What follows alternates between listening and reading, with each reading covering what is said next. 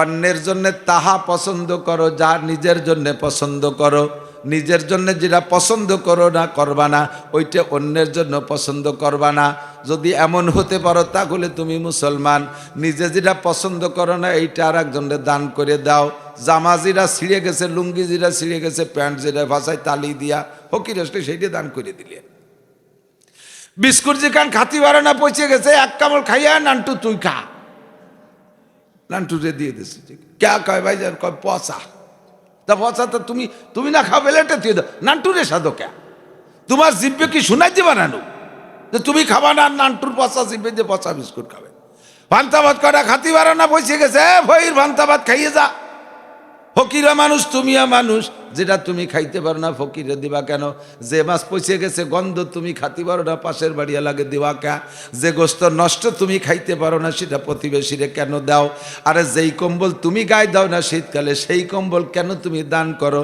বলি থাকি না মাঝে মাঝে, কম্বল দেয় ইদানিং শীতের কম্বল। শীতের কম্বল দেয় ছাগলের জ্যাকেট। যা দেশে, যারে দেশে সে গায়ে দেয় না, কয়েকদিন পাপোশ বানাইছে, এরপরে ছাগল রে গায়ে দিয়ে দিছে। ছাগলের দুই মুদ্দে ভিজে ফেলাইছে, কয় তাড়াতাড়ি খুলিয়ে নে, নান্ডায় ঠান্ডা লাগবে না, নিমুনিয়া হবে না। সে ছাগলের গাছতে খুলিয়ে নিয়ে ধুইয়ে পরে হাড়ি ধরা নেকড়া বানাইছে। এই দেশেন কম্বল 80 টাকা দামের কম্বল, আপনি নিজে কি তাই গায়ে দেন, ব্যবহার করেন?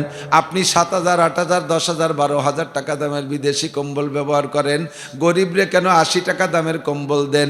যেই কম্বল আপনি ব্যবহার করবেন না সেইটাকে উড়ে দেবেন না। জাকাতের লুঙ্গি দেন, যেই লুঙ্গি আপনি ব্যবহার করেন না সেই লুঙ্গি দেন। একবার দুয়ে মার ভেঙে গেলে তারপরে ওই লুঙ্গি পরা যায় না, একেবারে আউলাখের সব দেখা যায়। এমন কাপড় কিনে দিয়েছেন যে কাপড় বউ পরলে নামাজ হয় না, পাতলা ফিরবিরে, বাজারেও বেচা যায় রে, এমন কাপড় দেন জাকাতে। চাউল দেন এমন চাউল যা জীবনেও খাওয়া যায় না, গরুরে সেদ্ধ দিলে খাইয়ে গরুর গ্যাস্ট্রিক হয়। এইরকম চাউল আপনি দান করছেন, এইগুলো দিয়ে আপনি কোনোদিন মুসলমান হইতে পারবেন না। হুজুর কয় ওয়াহিব্বালিন নাসে মা তুহিব্বুলি নাফসিকা তাকুম মুসলিমা। কম্বল কম দেন, 50 খান কম্বল দেন, 500 না দিয়ে। 500 কম্বলের টাকা দিয়ে 50 খান কিনে দেন 5,000 টাকা দামের কম্বল। একবার যদি কোনো গরিবরে 5,000 দামের টাকা দামের একটা কম্বল দেন, 30 বছরের মধ্যে ওরে দেয়া লাগবে না। যত্ন সহকারে একটা দামি কম্বল অনেকদিন ব্যবহার করা যায়। কতক্ষণ ঠিক ঠিক না? একটা লুঙ্গি দেবেন কমপক্ষে 1 বছর পরে নামাজ পড়তে পারে, একখান কাপড় দেবেন কমপক্ষে 1 বছর পরে নামাজ পড়তে পারে। এমন সুন্দর কাপড় আপনি দান করবেন। ওয়াহিব্বালিন নাসে মা তুহিব্বুলি নাফসিকা তাকুম মুসলিমা। ঈদের সময় আপনার বউ বাচ্চারে যে কাপড় দেবেন, আপনার বাড়ির কাজের মেয়েটারও সেই কাপড় দেবেন। ঢাকা যাওয়ার সময় যেমন সিট নিয়ে আপনি গাড়িতে উঠবেন, আপনার বাড়ির কাজের মেয়ে কাজের ছেলেটারে নিচ্ছেন তারও তেমন একটা সিট দেবেন। আপনারা ডাটের সিটে বসবেন আর তারে সিটের পিছনে দাঁড় করে রাখবেন। আপনার মতো ছোট লোক আল্লাহর জমিনে আর হতে পারে না। তুমি ফকিরনি, তুই ফকিরনির বাচ্চা।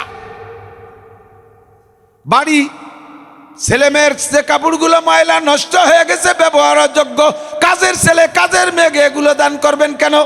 তারা কি মানুষ না? তাদের কি রুচি নাই? আল্লাহ আপনারা ধনী বানাইছে, তাদের গরিব বানাইছে। তারা নিজেদেরগুলো নিজেরা কিনে দামিতা ব্যবহার করতে পারে না, আপনি তাদেরকে দেবেন। দেখবেন এদিক তাকান, ফকির কিন্তু নিজের জন্য কোনোদিন নিজে দোয়া করে না, তারে যে দেয় তার জন্যই দোয়া করে।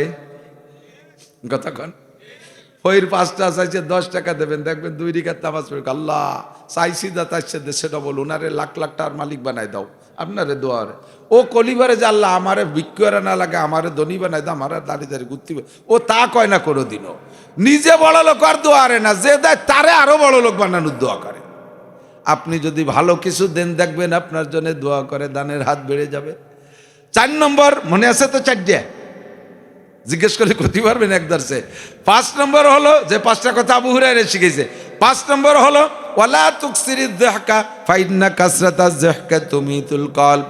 দুনিয়ার আনন্দ ফুর্তি করে হাসাহাসি করো না, বেশি হাসলে দিল মরে যায়, বেশি হাসলে দিল মরে যায়। কয় দিল মরে বোঝা যায় কি করে? কয় দিল মরা বোঝার আলামত হলো যাদের নামাজ পড়তে ভালো লাগে না, বুঝবেন দিল মারা গেছে। আমাদের মুরব্বীরা যখন সেই বিষয়গুলো আলোচনা করে তখন ভিতরে আলাদা একটা জজবা আসে, আহা জানিও আমি আমল করি না, তাহলে এখন থেকে এই আমলগুলো করব। এই জন্য ওলামাই কেরাম বড় বড় আলেমরাও তার সে মুরব্বীদের কাছে বায়াত হয়, মুরিদ হয়, যে পীর সাহেব হুজুর বললে সেই কথাটার প্রতি গুরুত্ব বেশি আসে। এজন্যই আলোচনা। সারা রাত বয়ান করব, শুনবেন, কিন্তু মনে না রাখার ভিতরে কোনো ফায়দা নেই। 2-4টে কথা হোক, একটা মাহফিল থেকে 10টা কথা মনে রাখবো ইনশাআল্লাহ। আজকে 15টা কথা মনে রাখবো, মনে থাকবে না ইনশাআল্লাহ? আমি আরবিতে বলবো, আপনারা বাংলায় বসবেন, বাংলাও বলবো, মনে রাখবেন ইনশাআল্লাহ। হুজুর আলাইহিস সালাতু ওয়াসসালাম সাহাবায়ে কেরামদেরকে নিয়ে বসে বললেন, কত ওয়াজ হুজুর করছেন, কত ওয়াজ করছেন, 30 পারা কোরআন শরীফ, নবী পাকের মতো বক্তা, হুজুরের মতো মুফাসসির, আর সাহাবায়ে কেরামদের মতো শ্রোতা। কন্ত কেমন একটা মজলিস, কেমন একটা ক্লাস। হুজুর কিছুই বলতে বাকি রাখেন নাই, সাহাবায়ে কেরামরা কিছু জানতে বাকি রাখেন নাই। হুজুর একদিন বলতেছেন, আমি 5টা কথা বলবো, কিটা মনে রাখবা? মাইয়াকুযু মিন্নি খামসা খিসাল, আমি 5টা চরিত্র গঠনের কথা বলবো। মাইয়াকুযু, আমার থেকে কে নিবাই কথাগুলো। আর শর্ত হলো মাইয়াকুযু মিন্নি খামসা খিসাল ফায়ামালু বিহিন্না, নিজেও আমল করবা, ওয়া ইউআল্লিমু মাইয়ামালু বিহিন্না, আর যারা আমল করতে চায় তাদেরকে শিখাই দিবা। 2টা কাজ, একটা হলো নিজে আমল করবা, আর যারা আমল করতে চায় তাদেরকে শিখাই দিবা। হুজুর এই বললে বললেন, সাহাবায়ে কেরাম সব রেডি, তারা তো নেয়ার জন্য রেডি। হঠাৎ করে আবু হুরায়রা রাদিয়াল্লাহু তাআলা, উনি অ্যাডভান্স থাকতেন। ফাকামা আবু হুরায়রা আগে দাঁড়ায় গেছে। আনা ইয়া রাসূলুল্লাহ, হুজুর কথা 5টা আমি নেব। বাকিরা নেবেন না তা না, কিন্তু উনি যেদিন থেকে মুসলমান হয়েছে সেদিন থেকে হুজুরের কথাগুলো সংগ্রহ করার জন্য সবচাইতে বেশি প্রস্তুত থাকতেন। প্রথম দিক দিয়ে মনে থাকতো না, ভুলে যেতেন। একদিন হুজুরের কাছে এসে বলতেছে, হুজুর আমার তো, আপনারা কি খেয়াল করতেছেন? হুজুর আমার তো সব কথা মনে থাকে না, কি করি? হুজুর বললেন, তোমার চাদরটা বিছাই দাও। গায়ের চাদরটা বিছাই দিলেন, হুজুর ওর মধ্যে একটু থুক দিলেন, বুকের সাথে লাগাও। হযরত আবু হুরায়রা বুকের সাথে জড়িয়ে ধরলেন। তারপরে থেকে বলেন যে, হুজুর যা বলেছেন একটা কথা আমি ভুলি না। আমি আপনিও খেয়াল রাখবো, মনে রাখার জন্য খুব লক্ষ্য করে শুনলেই মনে থাকে, লক্ষ্য করে না শুনলে কিন্তু মনে থাকে না। আর পড়া কথা বলতে গেলে কষ্ট হয়, আর শোনা কথা কিন্তু বলাও যায়, শোনা কথা মনে থাকে বেশি। 5টা কথা আমি এখানে বলে যাই, যেহেতু হাদিসটা আমি বলছি, ওরা আশেপাশে অনেক জায়গা বলছি, তারপর আবার স্মরণ করার জন্য, দেওয়ার জন্য বলি। হুজুর বললেন, কে আসো, 5টা কথা নিবা, নিজে আমল করবা, অন্যকে শিখাই দেবা, তারাও আমল করবে। ফাকামা আবু হুরায়রা, দাঁড়িয়ে গেলেন আবু হুরায়রা বলেন, ফাখাযা বিয়াদি, হুজুর আমার হাত ধরলেন। ফাআদ্দাহুন্না ফিহা, একটা হাতের মধ্যে 5টা আছে আঙ্গুল, এক একটা আঙ্গুলের সাথে হুজুর এক একটা মিলে বললেন। 1 নম্বরে বৃদ্ধাঙ্গুলটা ধরে বললেন, ইত্তাকিল মাহারিমা তাকুন আবাদান নাস। 1 নম্বর কথা, যত হারাম আছে ছেড়ে দাও, যত হারাম আছে ছেড়ে দাও। কি হবে তাতে? তাকুন আবাদান নাস, তুমি দুনিয়ার সবচেয়ে বড় আবেদ বুজুর্গ হয়ে যাবা। কথা ছোট, সুবহানাল্লাহ পর্যন্ত শেষ না, ভিতরে ডুব দেন, কত দূর যাওয়া যায়। পানি যদি পুকুরে হয় 1 হাত, ডুব দিলে বেশি নিচে যাওয়া যায় না। যদি 50 হাত গভীর নদীতে ডুব দেওয়া যায় তাহলে অনেক নিচে যাওয়া যায়, আর অনেক নিচে গেলে অনেক কিছু দেখা যায়। তো ইত্তাকিল মাহারেম, 1 নম্বরে তুমি হারাম ছেড়ে দাও, হারামকে ভয় পাও, তাহলে তুমি কি হবা? তাকুন আবাদান নাস, দুনিয়ায় সবচেয়ে বড় আবেদ। আবেদ মানে ইবাদত করনেওয়ালা। তার আরবিতে ভাষাটা, আরবিতে সিগাটার নাম হলো ইসমে তাফজিল, সবচেয়ে বড় আবেদ। আবেদ বুঝেন তো, যে ইবাদত করে তাকে বলে আবেদ। এদিক খেয়াল করতে হবে, সবার খেয়াল। যে বেশি ইবাদত করে তাকে বলে আবেদ। আর সবচেয়ে বড় আবেদ যে সবচেয়ে বেশি ইবাদত করে। তো হুজুর বললেন, সবচেয়ে বড় আবেদ হওয়ার জন্য সারা রাত তাহাজ্জুদ পড়তে বলি নাই। সবচেয়ে বড় আবেদ হওয়ার জন্য সপ্তাহে 1 খতম কোরআন শরীফ পড়তে হুজুর বলেননি। সবচেয়ে বড় আবেদ হওয়ার জন্য আজীবন তবলিগে থাকতে হবে, হুজুর তা বলেন নাই। সবচেয়ে বড় আবেদ হওয়ার জন্য হুজুর বলেন নাই যে মাসে একবার উমরায় আসো, মক্কায় আসো, তোমরা ডেলি উমরা করো, এ কথা হুজুর বললেন না। কিন্তু সবচেয়ে বড় আবেদ হওয়ার জন্য জামা, টুপি, পাগড়ি, জুব্বা সব কিছু পরে তুমি একের পিসাব সাইজে থাকো, তাহলে সবচেয়ে বড় আবেদ হবে, একথা হুজুর বললেন না। লক্ষ লক্ষ কোটি কোটি টাকা দিয়ে মসজিদ বানায় দাও, সবচেয়ে বড় আবেদ হবা, হুজুর এ কথা কিন্তু বলেন নাই। হুজুর বলছেন কি? হারাম ছেড়ে দাও। কথা ছোট, কাজ বড়। চক্ষু বন্ধ করে হিসাব লাগান, হারাম কি কি আছে। যত হারাম আছে ডুব দেবেন নিচে, সব হারাম চোখে পড়বে, ছেড়ে দেন। হুজুর এ কথা কেন বললেন? হালালকে ধরা সহজ, হারামকে ছাড়া কঠিন। দুধ খাওয়া সহজ, মধু খাওয়া সহজ, পানি খাওয়া সহজ, শরবত খাওয়া সহজ, রস খাওয়া সহজ, মদ ছাড়া কঠিন, গাঁজা ছাড়া কঠিন, ইয়াবা ছাড়া কঠিন, বিড়ি ছাড়া কঠিন, গাঁজা ছাড়া কঠিন, সিগারেট ছেড়ে দেওয়া কঠিন। কতক্ষণ? বিয়ে করে স্ত্রী নিয়ে রাত কাটানো সহজ, জিনা করার অভ্যাস থাকলে ওখান থেকে উঠে আসা কঠিন। হালাল ধরা সহজ, হারাম ছাড়া কঠিন। এই জন্য হুজুর বললেন হালাল ধরা তো সহজ, যেটা কঠিন ওই কঠিন কাজটা করো, তাহলে তুমি সবচেয়ে বড় আবেদ হবা। আল মুজাহিদু মান জাহাদা নাফসা, সবচেয়ে বড় মুজাহিদকে যে নফসের সাথে জিহাদ করতে পারে। নফসে যা বলে তা করব না, নফসে যা বলে তা করব না।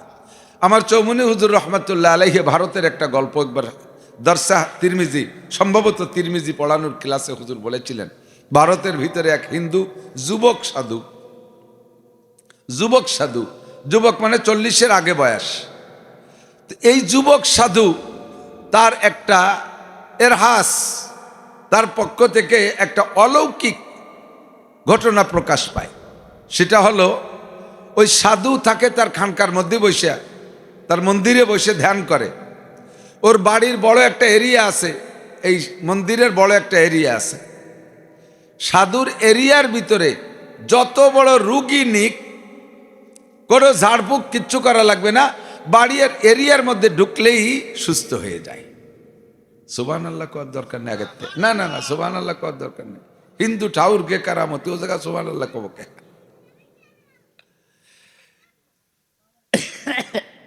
ওই এলাকায় তৎকালীন ভারতের ভিতরে সবচেয়ে বড় বুজুর্গ একজন, হাজার হাজার লক্ষ লক্ষ মুসলমান মুরিদ।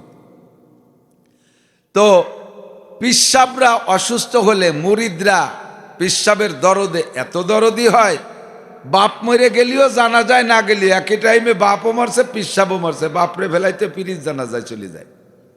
ভক্তরা কিন্তু পীর গিয়ে এত ভক্ত হয়, বাপরে লুঙ্গি না কিনে দিয়ে পীরির নামে মাহফিল হবে, সে জায়গা 10,000 5,000 টাকা চাঁদা দেয়। এরম আছে না নাই? তো পিসাব অসুস্থ হয়, প্রায় স্টক করে, আর চিকিৎসা করে, ভালো হয়। আর এই স্টকের এক ধাক্কায় 10, 15, 20 দিন অসুস্থ থাকে। তো মুরিদরা বলতেছে, হুজুর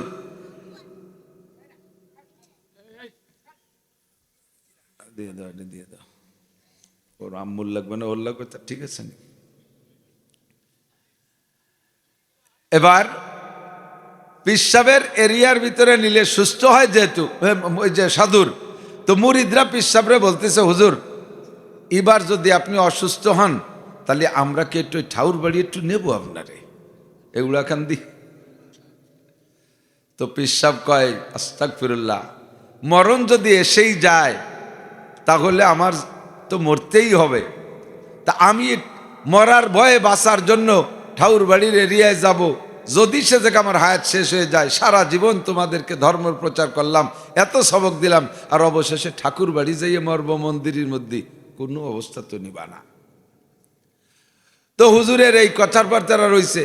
এরপরে হুজুর যখন ফিরে অজ্ঞান হয়ে গেছে, ওরা চিন্তা হচ্ছে বুড়ো তো বেহুশ, এই সুবাদে ওর মধ্যে একটু নেই, যদি হুশ হয়ে যায় থুয়ে চলে আসবো, আর বাপ খারাপ দেখলেই টেনি বারোয় নিয়ে আসবো। সত্যি এরিয়ার মধ্যে নেছে, নেয়ার পরে হুজুর যখন অজ্ঞান হয়েছে, এরিয়ার মধ্যে নেয়ার সাথে সাথে হুজুর সুস্থ হয়ে গেছে। সুস্থ হলে ওরা ভেলায় তুই দৌড়ে চালিয়ে যে হুজুর রাগ করবে, তুই ঠাউর বাড়ি কেন আনলি? তো ওরা চলে আসার পরে হুজুর যখন পূর্ণ সুস্থ, হুজুর বসে বসে ভাবতেছে ঘটনা কি, নামাজ পড়ি, রোজা রাখি, হজ করি, জাকাত দেই, এত ভালো কাজ করি, জিন্দেগিতে একটা মুস্তাহাব ছাড়ি না, আর একটা সগীরা গুনাহ পর্যন্ত করলাম না, হাজার হাজার মানুষকে ধর্ম প্রচার করলাম, তারপরে আমি এই কারামতি অর্জন করতে পারলাম না যে আমার বাড়ির এরিয়ার ভিতরে কোনো রুগী আনলি সুস্থ হয়ে যায়। আরে ঠাউরির কি কিরামতি, কেন এটা কিভাবে অর্জন করছে, এটা আমার জানতে হবে, কৌতূহল জাগছে।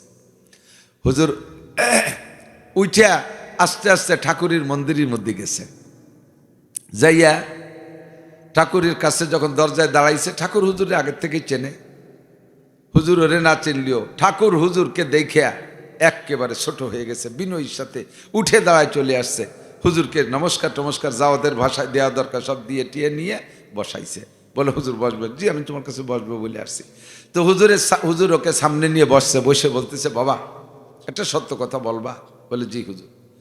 তুমি এই যে যা অর্জন করছো, তোমার বাড়ির এরিয়ার ভিতরে অজ্ঞান রুগী আনলে হুশ হয়ে যায়, সুস্থ হয়ে যায়, এটা তুমি কিভাবে কি করো বলো তো?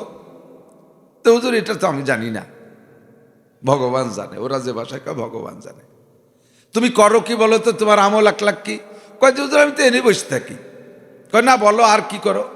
কয় যে ছাড়লেনি না যখন, তো একটা কথা বলি, সেটা হলো আমার মনে যা চায় তা আমি করি না, আর মন আর নফস কোনোদিনও ভালো কিছু চায় না। আমার এই মন্দিরের ভিতরে অনেক সুন্দরী মেয়েরা আসে, তাদের দিকে তাকাইতে মনে চায়, আমি তাকাই না। তাদের নিয়ে অনেক কিছু করতে আমার সুযোগ আছে, মনে চায়, আমি তা করি না। যত মনে যা চায়, মনরা আমি দেখছি মনে কখনো ভালোটা চায় না। আমারও, আমি হুজুর মানুষ, আমারও গান শুনতে মনে চায়, ভালো একটা মেয়ে দেখলে দেখতে মনে চায়, এটা স্বাভাবিক, নফসের চাহিদা। তো এভাবে সবাই নফসে খারাপ চায়, আমি সেইটা পর্যবেক্ষণ করে দেখে নফসে যা চায় তা আমি করি না, আমার মনে যা চায় তার বিপরীতটা করি। আমার এইটুকু হলো আমল। হুজুরের পরে ধ্যানে বসছেন, ধ্যানে বৈশা ওর আমল নামার দিকে নজর দেছে। বুজুর্গানে দিনের রোহানি একটা নজর আছে, ওর আমল নামার দিকে নজর দিয়ে দেখে ওর আমল নামায় একটা নেকিও নাই, একটা গুনাহও নাই। নেকি না থাকার কারণ যা ভালো কাজ করছে কাফের, এর জন্য আমল নামায় জমা হয় না। আর কোনো গুনাহ সে করে না, নফসে গুনাহ চায়, নফসের সাথে জেহাদ করে, সে নফসের চাহিদা পূরণ করে না। এর কারণে আমল নামায় গুনাহও নাই, নেকিও নাই, ফ্রেশ সাদা দুনিয়া কাগজ পড়িয়ে রয়েছে। হুজুর দেখলেন যে কথা তো সত্যই। এখন ওর পর হুজুর বললেন, তোমার কি এই কথায় তুমি একমত যে তুমি নফসে যা চায় তা করো না, তার উল্টো করো, মনে যা চায় তার উল্টো করো, এটা কি ঠিক? বলে জি হুজুর, এটা তুমি ঠিক থাকতে পারবা জীবন ভরে? হুজুর এতদিন পারছি, যখন ভবিষ্যতেও পারবো। তো হুজুর বললেন, যদি তোমার এই কথায় তুমি সত্যবাদী হও, তাহলে তুমি বলো, তোমার কি কলেমা লা ইলাহা ইল্লাল্লাহু মুহাম্মাদুর রাসূলুল্লাহ, এই কলেমা কি তোমার ভর্তি মনে চায়? খানিক জিম ধরে গেছে, কি কয়?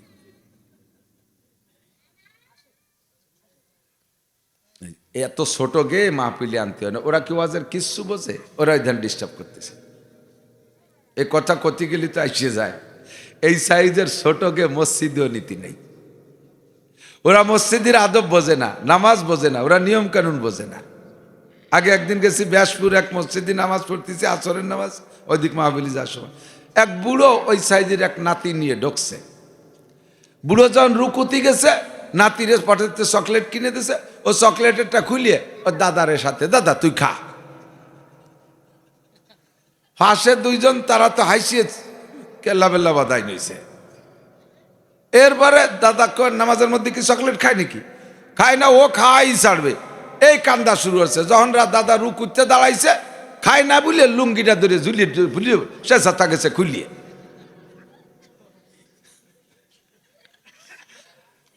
আমার একজন পরে, ওই ঘটনা হলে তো চোখ তো অনিচ্ছাকৃত ভাষা চোখ চলে যায়, মিজাজ আগুন হয়ে যাচ্ছে। পরে বললাম, মিয়া, এজন্য আল্লাহ নবী বিশ্ববিজ্ঞানী বলেছেন, মুরু সিবিয়ানাকুম বিসসালাতি ওয়া হুম আবনাউ সাবঈ সিনিন, তোমাদের বাচ্চাদের বয়স যখন 7 হবে, তারপরে তারে নামাজে নিবা, মসজিদে নিবা, নামাজের কথা বলবা।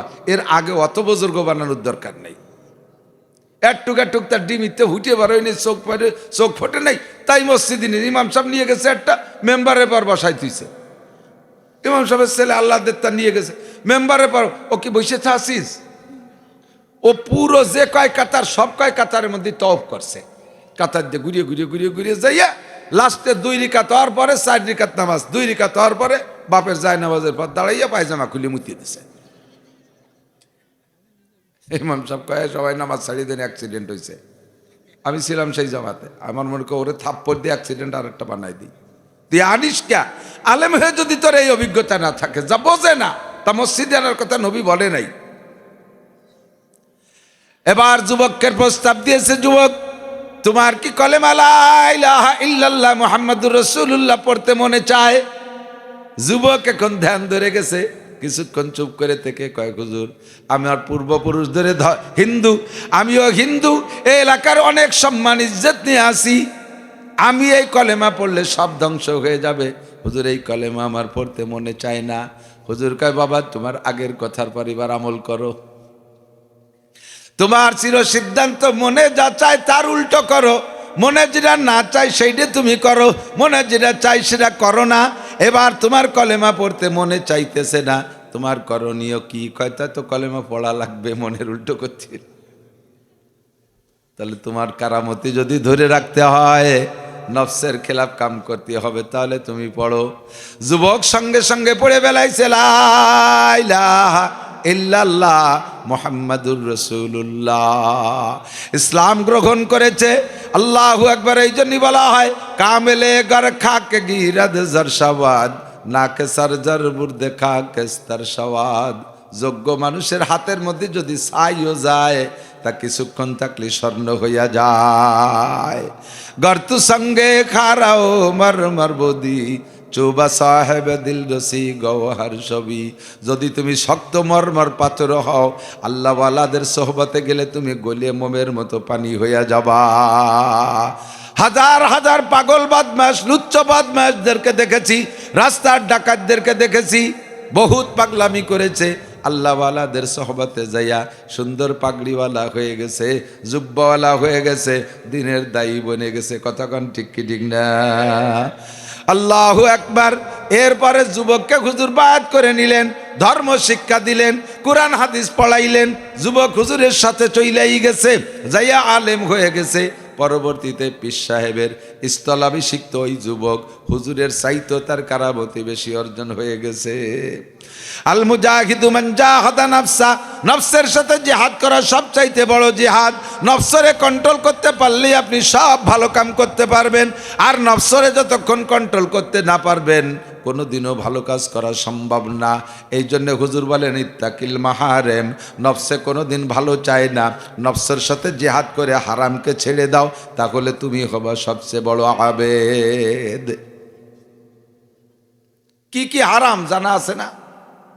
মালে ভেজাল দেওয়া হালাল না হারাম? একটু কান। দুধে পানি মিশানো হালাল, দুধে পানি মিশানো হালাল। আইলঠেলা হালাল।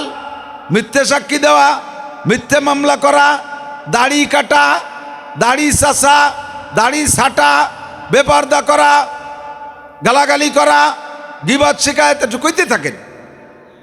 যেগুলো হারাম, ইত্তাকিল মাহারেম, এই হারামগুলো আপনি ছেড়ে দেন, তাকুন আবাদান নাস, তাহলে হবেন সবচেয়ে বড় আবেদ। 2 নম্বর আরেকটা কথা হুজুর বললেন, আমি ওয়াজ করব অন্যদিক। ওয়ারদা বিমা কাসামাল্লাহু লাকা তাকুন আগনান নাস। দুনিয়ায় সবচেয়ে বড় ধনী হতে চাও কে? তৎকালীন ধনী হযরত উসমান গনি।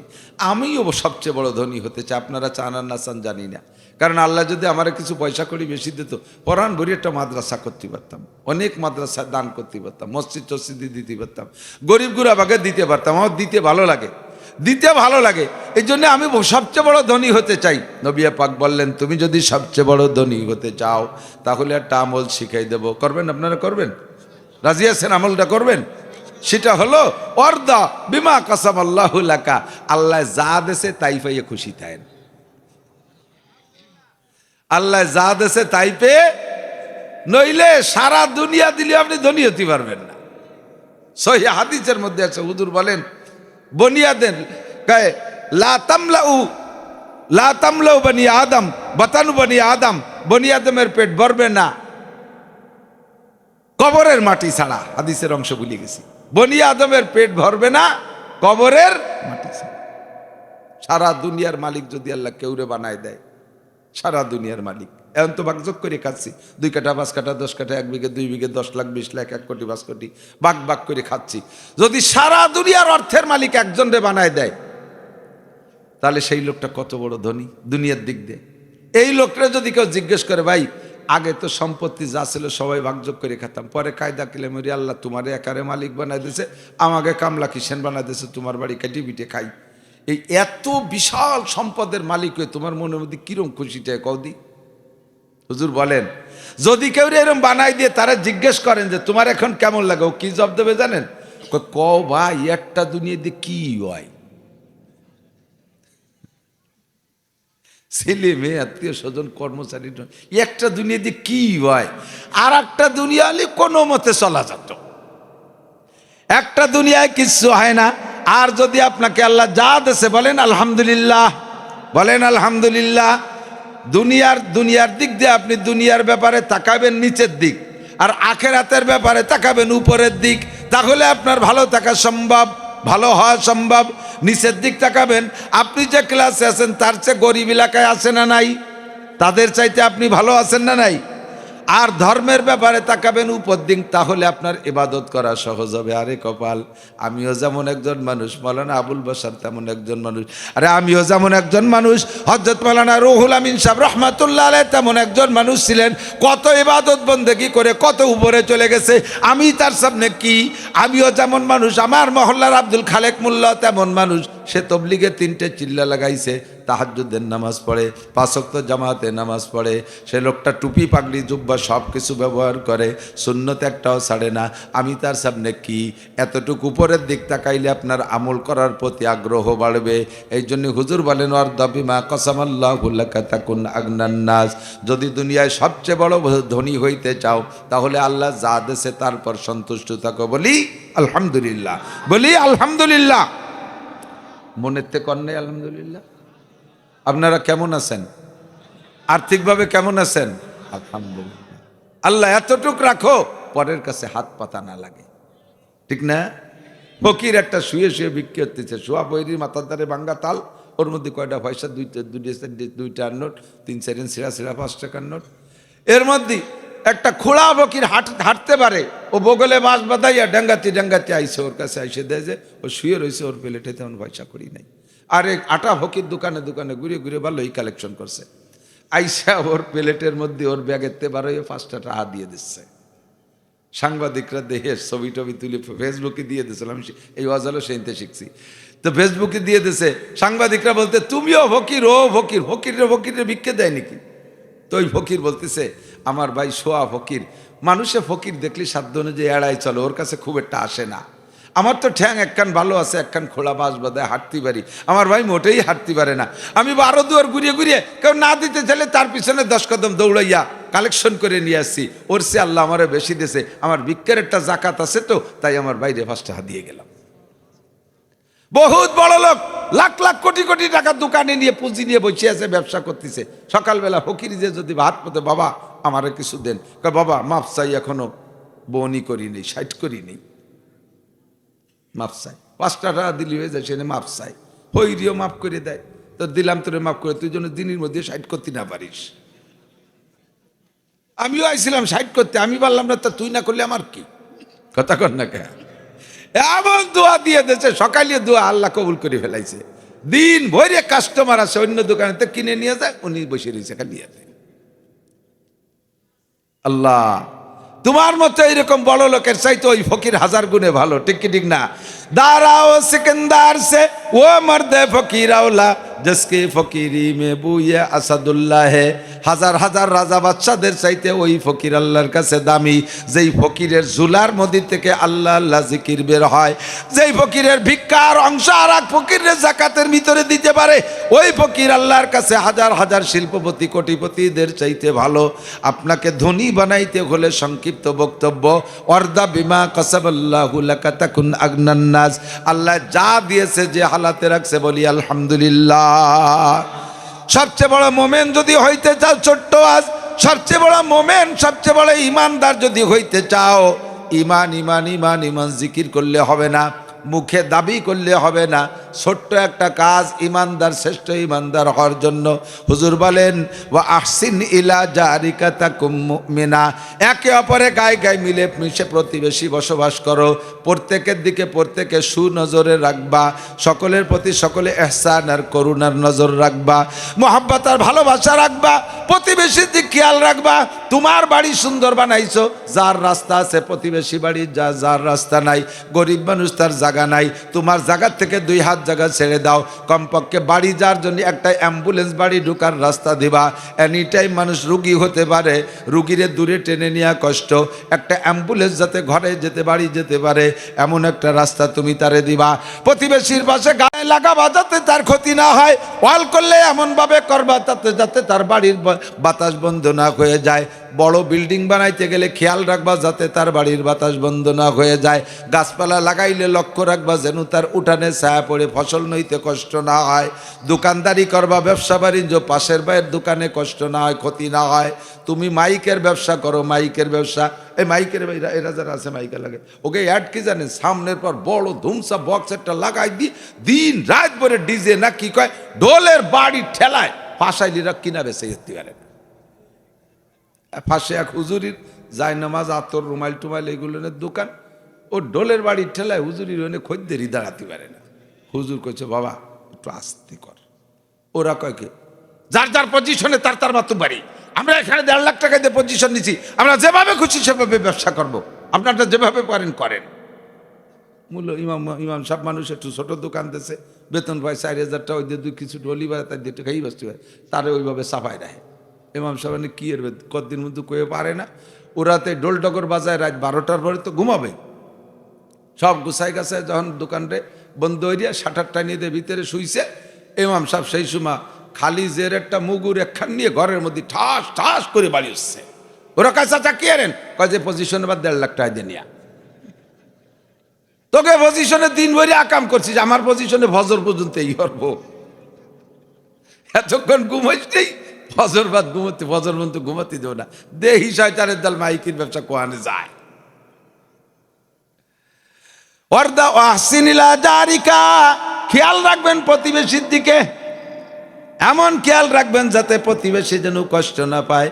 ওই লোকটা সব চাইতে ভালো, এদিক দেখেন, ওই লোকটা সবচেয়ে ভালো, অরিজিনাল ভালো, যেই লোকটারে তার প্রতিবেশী ভালো বলে। প্রতিবেশী, আমি আপনাদের এখানে আসছি একদিন হাসি খুশি আনন্দ ফুর্তি করে গেলাম, টুপিটা মাথায় পাগড়ি পুগড়িতে নামাজ কালাম পড়িয়ে গেলাম, আপনার মুড়ি ভাবা কুতুবু লাগতাম। বাড়ি যাই আমার প্রতিবেশীকে শুনি দেন, কবে হুজুর একটা ওরে মানুষের ডাহে কীর্তিনে গোয়া শুনতি, আইল ঠেলে বেড়া দেয় উল্টো পাল্টা, আর ও আমাকে পাশের লোকের কোনো খবর রাখে না, আর তারে মানুষ অস্কর্তি ডাকে। যদি এই কথা কয় আমার বাড়ির পাশের থেকে, তাহলে আমি ভালো মানুষ না। আপনারা যাবেন, যদি আমার প্রতিবেশীরা বলে না আমাদের মৌলানা অমায়িক, কামাই রোজগারের একা খায় না, প্রতিবেশীরা দিয়ে খায়, বেড়া দিতে গেলে দেখে শুনে দেয়, এভাবে যদি প্রশংসা করে তাহলেই আমি ভালো মানুষ। কতক্ষণ প্রতিবেশীর সাথে সদ্ব্যবহার করে সেখান থেকে প্রশংসা কামাই করা বহুত কঠিন ব্যাপার, বহুত কঠিন ব্যাপার। দূরের কাছ থেকে প্রশংসা নিতে বেশি কষ্ট করা লাগে। 3 নম্বর হুজুর বলেন মোমেন হইছ প্রতিবেশীর সাথে সৎ ব্যবহার কইরা। 4 নম্বর, যদি মোমেন হওয়ার পর মুসলমান হইতে হবে, আগে হতে হয় মোমেন, পরে হতে হয় মুসলমান। শরিয়াতের বিধানের পর আমল করার নাম হলো মুসলমানি, আর আল্লাহ আল্লাহর রসুলকে বিশ্বাসের নাম হলো ঈমান। আপনি সবচেয়ে বড় মোমেন হয়ে গেছেন প্রতিবেশীর সাথে সৎ ব্যবহার কইরা। এবার সবচেয়ে বড় যদি মুসলমান হতে চান, হুজুর বলেন ওয়া আহিব্বা লিন্নাসি মা তুহিব্বু লিনাফসিকা তাকুম মুসলিমা। যদি তুমি, খেয়াল করতেছেন সবাই, অন্যের জন্য তাহা পছন্দ করো যা নিজের জন্য পছন্দ করো, নিজের জন্য যেটা পছন্দ করো না করবা না, ওইটা অন্যের জন্য পছন্দ করবা না। যদি এমন হতে পারো তাহলে তুমি মুসলমান। নিজে যেটা পছন্দ করো না এইটা আর একজনের দান করে দাও। জামা যেটা ছিঁড়ে গেছে, লুঙ্গি যেটা ছিঁড়ে গেছে, প্যান্ট যেটা ভাষায় তালি দিয়া ফকির আসলে সেইটা দান করে দিলে। বিস্কুট যেখান খাতি বাড়ে না পচে গেছে, এক কামড় খাইয়া নান্টু তুই খা, নান্টুরে দিয়ে দিছে। ক্যা কয় ভাই যান, কয় পচা। তা পচা তো তুমি না খাও বেলেটা তুই দাও, নান্টুরে সাদো ক্যা? তোমার জিব্বে কি শোনাই দিবা নানু যে তুমি খাবা না, নান্টুর পচা জিব্বে যে পচা বিস্কুট খাবে। ভান্তা ভাত কটা খাতি বাড়ে না পচে গেছে, ভইর ভান্তা ভাত খাইয়ে যা। ফকিরা মানুষ, তুমিও মানুষ, যেটা তুমি খাইতে পারো না ফকিরে দিবা কেন? যে মাছ পচে গেছে গন্ধ তুমি খাইতে পারো না, পাশের বাড়ি লাগে দিবা কে? যে গোস্ত নষ্ট তুমি খাইতে পারো না সেটা প্রতিবেশীরে কেন দাও? আরে যেই কম্বল তুমি গায়ে দাও না শীতকালে, সেই কম্বল কেন তুমি দান করো? বলি থাকি না মাঝে মাঝে, কম্বল দেয় ইদানিং শীতের কম্বল দেয় ছাগলের জ্যাকেট। যারে দেশে সে গায়ে দেয় না, কয়েকদিন পাপোশ বানাইছে, এরপরে ছাগল রে গায়ে দিয়ে দিছে, ছাগলের 2 মুদ্দে ভিজে ফেলাইছে, কয় তাড়াতাড়ি খুলিয়ে নে, নান্ডায় ঠান্ডা লাগবে না, নিমুনিয়া হবে না। সে ছাগলের গাছতে খুলিয়ে নিয়ে ধুইয়ে পরে হাড়ি ধরা নেকড়া বানাইছে। এই দেশেন কম্বল 80 টাকা দামের কম্বল, আপনি নিজে কি তাই গায়ে দেন, ব্যবহার করেন? আপনি 7,000, 8,000, 10,000, 12,000 টাকা দামের বিদেশি কম্বল ব্যবহার করেন, গরিবরে কেন 80 টাকা দামের কম্বল দেন? যেই কম্বল আপনি ব্যবহার করবেন না সেইটাকে উড়ে দেবেন না। জাকাতের লুঙ্গি দেন, যেই লুঙ্গি আপনি ব্যবহার করেন না সেই লুঙ্গি দেন। একবার দুয়ে মার ভেঙে গেলে তারপরে ওই লুঙ্গি পরা যায় না, একেবারে আউলাখের সব দেখা যায়। এমন কাপড় কিনে দিয়েছেন যে কাপড় বউ পরলে নামাজ হয় না, পাতলা ফিরফিরে, বাজারেও বেচা যায় না, এমন কাপড় দেন জাকাতে। চাউল দেন এমন চাউল যা জীবনেও খাওয়া যায় না, গরুরে সেদ্ধ করে দিলে খাইয়ে গরুর গ্যাস্ট্রিক হয়, এইরকম চাউল আপনি দান করছেন। এইগুলো দিয়ে আপনি কোনোদিন মুসলমান হইতে পারবেন না। হুজুর কয় ওয়াহিব্বালিন নাসে মা তুহিব্বুলি নাফসিকা তাকুম মুসলিমা। কম্বল কম দেন, 50 খান কম্বল দেন, 500 না দিয়ে 500 কম্বলের টাকা দিয়ে 50 খান কিনে দেন 5,000 টাকা দামের কম্বল। একবার যদি কোনো গরিবরে 5,000 দামের টাকা দামের একটা কম্বল দেন, 30 বছরের মধ্যে ওরে দেয়া লাগবে না। যত্ন সহকারে একটা দামি কম্বল অনেকদিন ব্যবহার করা যায়, কতক্ষণ ঠিক কি ঠিক না? একটা লুঙ্গি দেবেন কমপক্ষে 1 বছর পরে নামাজ পড়তে পারে, একখান কাপড় দেবেন কমপক্ষে 1 বছর পরে নামাজ পড়তে পারে, এমন সুন্দর কাপড় আপনি দান করবেন। ওয়াহিব্বালিন নাসে মা তুহিব্বুলি নাফসিকা তাকুম মুসলিমা। ঈদের সময় আপনার বউ বাচ্চারে যে কাপড় দেবেন, আপনার বাড়ির কাজের মেয়েটারও সেই কাপড় দেবেন। ঢাকা যাওয়ার সময় যেমন সিট নিয়ে আপনি গাড়িতে উঠবেন, আপনার বাড়ির কাজের মেয়ে কাজের ছেলেটারে নিচ্ছেন তারও তেমন একটা সিট দেবেন। আপনারা ডাটের সিটে বসবেন আর তারে সিটের পিছনে দাঁড় করে রাখবেন।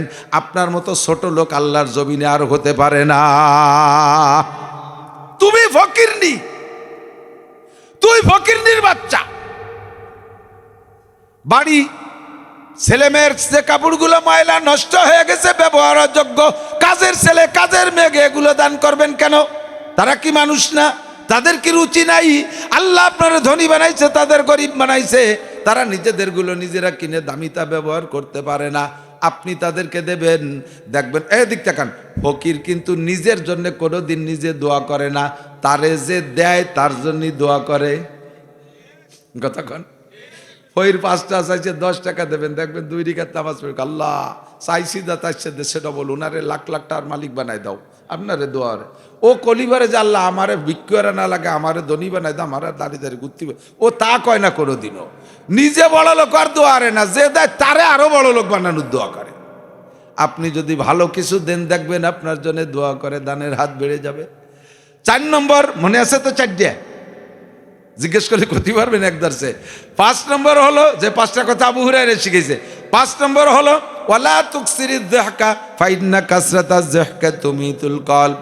দুনিয়ার আনন্দ ফুর্তি করে হাসাহাসি করো না, বেশি হাসলে দিল মরে যায়, বেশি হাসলে দিল মরে যায়। কয় দিল মরে বোঝা যায় কি করে? কয় দিল মরা বোঝার আলামত হলো যাদের নামাজ পড়তে ভালো লাগে না, বুঝবেন দিল মারা গেছে। কোরআন পড়তে ভালো লাগে না, দিল মারা গেছে। দান করতে ভালো লাগে না, দিল মারা গেছে। মসজিদে যাইতে ভালো লাগে না, দিল মারা গেছে। শরিয়াত আমল করতে ভালো লাগে না, দিল মারা গেছে। তাহাজ্জুদ পড়তে ভালো লাগে না, দিলটা মারা গেছে। কোরআন পড়তে ভালো লাগে না, দিল মারা গেছে। এক কথায় ইবাদত করতে যখন মনে চাইবে না, বুঝবেন যে আপনার দিল মারা গেছে। আর এই দিল মারা যার আমল হলো বেশি বেশি হাসাহাসি করা।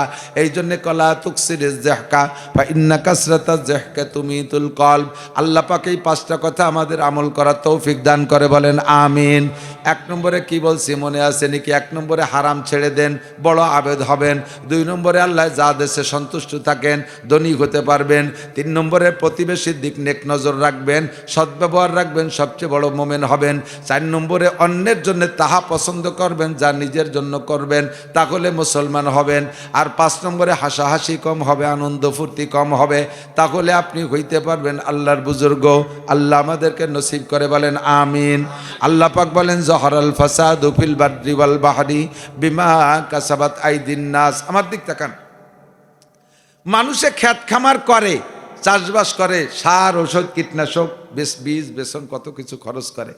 ফসল যখন ভরপুর হয়ে যায় তখন এই ফসলকে নষ্ট করে দেবে, এই জন্য কি ফসল বানায়? বোঝেন নাই? ধান লাগাইছেন কি উদ্দেশ্যে? এই ধান যখন পাকিয়ে একেবারে ভরিয়ে যাবে জমি, ওই সময় ওর মধ্যে দিয়ে নসিমন চালাইয়ে গোলাগুলি নষ্ট করে দিয়ে আসবো, এজন্যই লাগাইছেন। পাট যখন বড় হয়ে যাবে ওই সময় হাইসো নিয়ে আইরিও ঘেরিও কুপাইয়া করে শোয়াই ফেলাই দেবো, এজন্যই লাগে বুনেছেন পাট। আম যখন পাকিয়ে যাবে ঝাঁকে ঝুঁকে পাড়াইয়ে ফেসে ফেসে বেলায় দেবো, এজন্যই পাকাইছেন। কি জন্যে? সবগুলো ব্যবহার করবেন সেই জন্যে। ভালো হলে আরো আদর যত্নের সাথে ব্যবহার করবেন।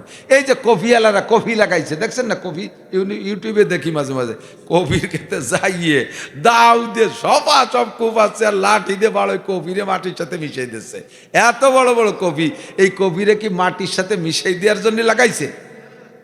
আল্লাহু আকবার। পেঁয়াজে যখন দাম পাই নেই, পৌঁছে গেছে, ডেলি ফেলাই দিয়েছে। পাট নিয়ে গেছে বাজারে, পাটের দাম পাই নেই, ফেলাই দিয়ে চলে আসছে। মাদ্রাসায় চামড়া কালেকশন করছি, 40টা চামড়া নেলই না, শেষে তা পানিতে ফেলাই দিছি। এই চামড়া এত কষ্ট করে কালেকশন করছি কি পানিতে ফেলাই দেওয়ার জন্য? এর থেকে পয়সা কামাই করবো সেজন্য। কিন্তু ফেলালাম কেন? কফিরে ভাঙলাম কেন? পাটে পানিতে ফেলাই দিলাম কেন? বেচলাম না কেন? ওর ভিতরের থেকে যা পাওয়ার আশা ছিল তা পাই নেই, সেই জন্য নষ্ট করে দিছি। ঠিক না? আল্লাহ পাক বলেন সবাইকে যেমন তেমন মানুষকে বানাইছে আমি, আল্লাহ হাত দিয়া তোমাদেরকে আযাব দেব, গজব দেব, বালা দেব, মুসিবত দেব, বিপদ দেব, আপদ দেব, অভাব দেব, অনটন দেব, ঘূর্ণিঝড় দেব, অগ্নিবৃষ্টি দেব, অনাবৃষ্টি দেব, জলোচ্ছ্বাস দেব, টর্নেড দেব, না সাইক্লোন দেব, নার্গিস দেব, আইলা দেব, আমপান দেব, বুলবুল দেব, পানি দেব, দানা দেব, করোনা দেব, মরণা দেব। এজন্যই তোমাদেরকে বানাই নাই, বানাইছি তোমাদেরকে আমার বড় উদ্দেশ্য আছে, তোমরা আমার ইবাদত বন্দেগী করবা। আমি তোমাদের জন্য আসমান থেকে জমিন থেকে রহমত আর বরকতের সব দরজা খুলে দেব। ফসল বুনাইবা, সার ওষুধ কীটনাশক কিছু লাগবে না, 1000 মন বরাদ্দে ফলবে, আরামসে খাবা, ব্যবহার করবা। সন্তানাদি দেব, তোমাদের আনুগত্য থাকবে, তোমরা সন্তানাদি নিয়ে গর্ব করবা। দালান কোটা গাড়ি বাড়ি দেব, সুখে শান্তিতে বসবাস করবা। সবই আমার নিয়ামত তোমাদের জন্য বানাইছি। কিন্তু আমি যে গজবগুলো তোমাদের পর দেই, এটা কেন দেই? বিমা কাসাবাত আইদিন নাস, এগুলো সব তোমাদের হাতের কামাই কর্মফল। করোনা আসলো কেন? মরণ আসলো কেন? ডায়াবেটিসে আন্তর্জাতিক মহামারী রোগ, এখন প্রত্যেক 11 জনে একজন ডায়াবেটিস। সুবহানাল্লাহ, একটু কর নাউজুবিল্লাহ। প্রত্যেক 11 জন মানুষের একজনের মধ্যে ডায়াবেটিস। হাজার হাজার মানুষ ডায়াবেটিস নিয়ে ঘুরতেছে, কিন্তু টেস্ট করে না, পরীক্ষা করে না, বিদায় ধরা পড়ে না। বাকি আপনি ডায়াবেটিসে ভুগতেছেন। লক্ষ লক্ষ মানুষ করোনায় মারা গেল। এমন করে সারা দুনিয়ায় গজব আযাব চলতেছে। এগুলো কারণ কি? পানির মধ্যে গজব। এই পাশে বন্যা আইসা নোয়াখালী, কুমিল্লা, ফেনী ওই এলাকাটাকে ডুবাইয়া ধ্বংস করে দিয়ে গেল। কেন দিল? আল্লাহকে এজন্য তোমাদেরকে বানাই নাই। বিমা কাসাবাত আইদিন নাস, এগুলো সব তোমাদের কর্মফল, হাতের কামাই। কথা কন ঠিক কি ঠিক না? আল্লাহু আকবার। এই যে আমেরিকায় দাবানল শুরু হয়েছে, চলতেছে দাবানল, চলতেছে দাবানল। যারা ইউটিউব বোঝেন, যারা দেখেন, তারা দেখছেন নাকি আমি খেয়াল জানি না। আমি লক্ষ্য করেছি আমেরিকার যে জায়গাটায় দাবানলে পড়ছে, 44,000 একর জমি, 44,000 একর জমি পোড়া হয়ে গেছে।